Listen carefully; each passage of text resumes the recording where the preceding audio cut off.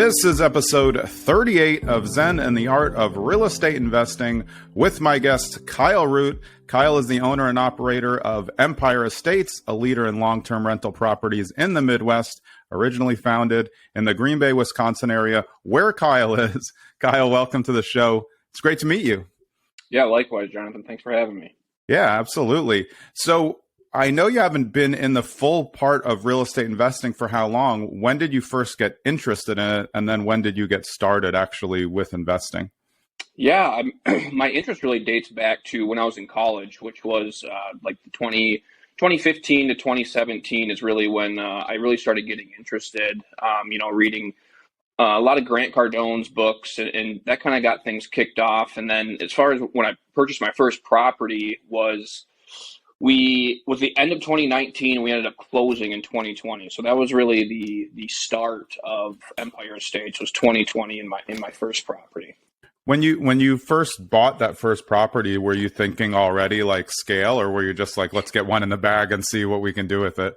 Yeah, that's a great question. I was thinking, I've read 100 books. I've listened to every single podcast. I think I have a good idea of what I got going on. I just knew scaling wasn't even a thought. I knew that I needed to understand it better. And I knew that if I bought my first one, then at least I was in the game, right? And I knew that if I were to get my first one, and then we can start making decisions on scaling. But kind of just the analysis paralysis, if you will, that happened for, the better of like 2 years. And it was just time. So scaling wasn't a thought, rather just it's time to get in the game. But what do you think was the one thing that helped you finally get out of analysis paralysis to make that first deal? Because I think that's what a lot of people deal with. And we'll figure out how you got there. But there's always one thing where sometimes it's just like, we're just going to, literally just recording one. And someone said, like, we just said we're buying whatever property we see today. And that was the way off. What was it for you that made you finally get out of the paralysis? Yeah. It was the fact that I was working construction. I was a construction manager for industrial construction company.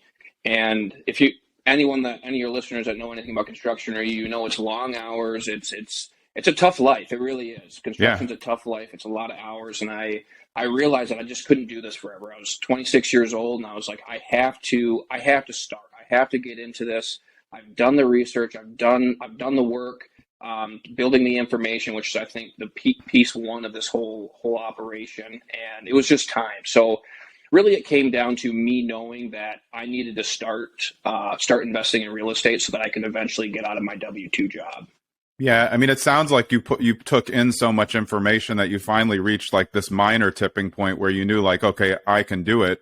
But what podcasts were you listening to? And I know you said Grant Cardone books. So 10X is like a scaling book. That's why I asked you for scale. But there's also a lot of just kind of like getting out of the mindset of being stuck. What podcasts were the things driving you? Because, of course, we're on a real estate investing podcast, and we're here about the mindful approach to real estate. But I love finding what gets you through to the time, because I think it's so important. Yeah, honestly, the biggest podcast that I listened to that was really the turning point, just because it was pretty diverse, was the Bigger Pockets podcast. I don't really listen to that so much anymore, but I think the Bigger Pockets podcast is a great podcast to kind of your entry point into buying your first property. They make it, they make complex situations seem very simple, and that's one of the biggest things that I've realized in real estate is, unfortunately, a lot of people try to make it sound more complex than what it needs to be. And once I was able to kind of simplify my mind and just kind of narrow in that it's just one deal at a time, and Bigger Pockets helped me kind of push into that direction.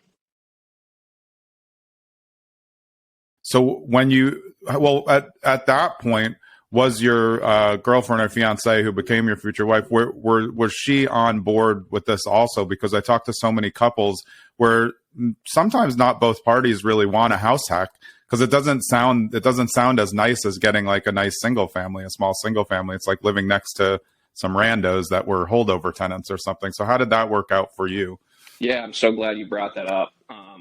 She's been absolutely amazing, and we've house hacked 3 times. That was kind of how we got going. We house hacked, held, but we were also buying on the outside, through private lenders and things like that, which we can get into later. But Yeah, she went through it with me. We would live in a basement. We were renovating the upstairs, and she never complained. She was a nurse. Luckily, we were able to retire her now as well. But she was a nurse. She would work 12-hour shifts, come home, help me paint. I mean, she was amazing. And you're 100% correct. Is if In my opinion, I think it's very hard to create anything substantial in life if your partner's not on board. If Yeah. you, because you already know, like when you're trying to go out and do something significant against the grain, right? Something that's not a W-2 job, it's hard enough. And if we have people that are against us, especially people in our own household, it makes it so difficult. And having that support for me was huge, knowing that I could go out there. And she was like, "No, Kyle, I trust you. Let's go get it done." And that was huge. Yeah, I mean, I think it just makes it feels better when you're doing it together because you have money on the line, you have your future on the line, but you have more of a, I mean, real estate because it's tangible. It's like if you're a couple and you invest in stocks together, I mean, who cares? You just look on E-Trade and see that it went up. It's not fun. Like you said, she's coming home from a long shift, but then saying like, "Hey, I want to paint too." You're actually building something, which is, part of what I love about real estate. One of the most important traits for real estate investors to have, you said a combination of creativity and patience.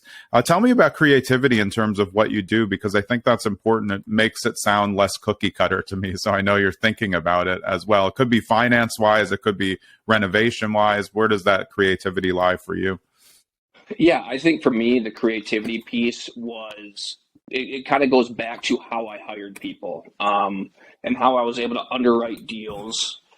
I think that a lot of times people try to, which is good. I think a lot of times people try to follow and model exactly what other people have done. And again, I think that's great because that's one of the greatest things about real estate. There's only about, you know, 5 to 10 ways to buy real estate, and the way at which we go about buying it is can change. But all the loans that we take out, syndication, whether you're doing syndication, joint ventures, FHA, whatever it might be, there's only so many ways to buy real estate. And for me, the creativity piece came from where I was getting the money and how I was removing the time for me. And that was bringing people in and hiring private money. Whether when I first started, it was going the FHA or 5% down route and just house hacking. That quickly transitioned to like, well, you can only house hack so quickly. Yeah. You can only do so many FHA loans in a short period of time. It just can't happen. So I knew that either a combination of hard money or private funds or raising money, didn't really go the syndication route, but I knew that just the creative financing, how to underwrite deals, and then implementing other people, was going to be critical for the success and the scale of the business. And that's ultimately what we ended up doing. Yeah, that makes sense. I mean, I think that you have to be creative in all parts of investing, and your approach is what it is. Like you said, it's not, I mean, for me, like every acquisition's not the same approach, depending on who brings it to your table. Like you said, you have people who are digging for the deals. They still need to present you with like, this person needs to get this. They need a clean out. They need something extra. And I think that's where a lot of investors fail. They're just trying to do the same thing, which is like throw whatever cash they have at the property. But people inside properties need stuff. It's not just the money for most people, which is, I think, surprising to some investors. Have you found that over the time of acquisition that there's other things that you can do that may help you get the deal beyond just giving them the actual money that they want? Yeah, for sure. I mean, we've had situations where we've purchased properties and that person needed a home. They wouldn't leave, they wouldn't Yeah. sell to us unless we could provide a property.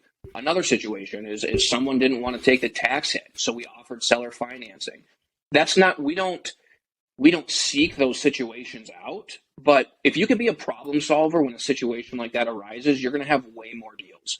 Like Yeah. a big thing, and going back to like bigger pockets, just one, if I was to hit on anything, is they talk a lot about like having a crystal clear criteria. And I don't know if that's honestly the best advice all the time. I think having the ability to adapt to the seller situation is more, it will create more deal flow for you. I do think that you should have a clear criteria on what you're chasing, but don't have blinders on. If opportunity presents itself, be like, okay, hold on, let me think about this, and start doing some research. If you're not familiar with seller finance, I guarantee you, whatever city you're in, there's someone that does. So go find that person, bring them in on your deal, or pay them to have a sit down. I don't think having too big of blinders on it is going to be good for investors, especially when we enter into what's going to happen here in the next year or two.